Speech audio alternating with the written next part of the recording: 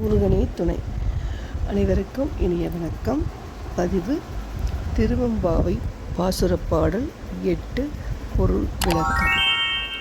கோழி சிலம்பச் சிலம்பும் குருகெங்கும் ஏழலில் இயம்ப இயம்பும் வெண் சங்கு எங்கும் கேழலில் பரஞ்சோதி கேழலில் பரங்கருணை கேழலில் விழுப்பொருட்கள் பாடினோம் கேட்டிலையோ வாழியதென்ன உறக்கமோ வாய்த்திரவாய் ஆழியான் அன்புடைமை ஆமாறும் இவ்வாறோ ஊழி முதல்வனாய் நின்ற ஒருவனை ஏழை பங்காளனையே பாடுலோர் எம்பாவாய்.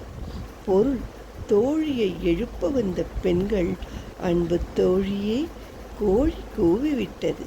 பறவைகள் கீச்சு கீச் கீச் என்கின்றன.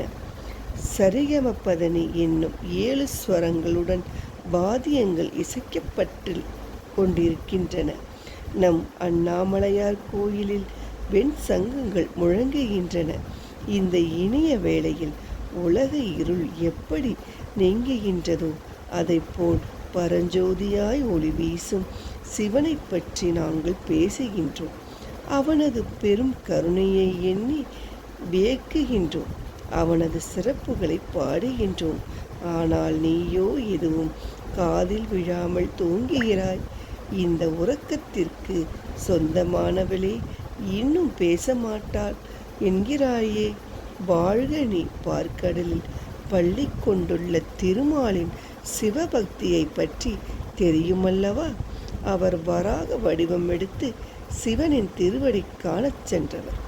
அப்படிப்பட்ட பெருமையுடைய உலகத்துக்கே தலைவனான சிவனை ஏழைகளின் தோழனை பாடி மகிழ உடனே புறப்படு.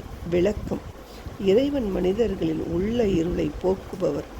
பனி படர்ந்த இருள் சூழ்ந்த மார்கழி காலையை சூரியன் எப்படி பிரகாசமாக்கின்றனோ அதைப்போல் ஆணவம், பொறாமை, அறியாமை ஆகிய இருள் சூழ்ந்த மனதை சிவபெருமான் ஒளி வெள்ளமாக்குகிறார் என்பது இப்பாடலின் உணர்த்தும் கருத்து.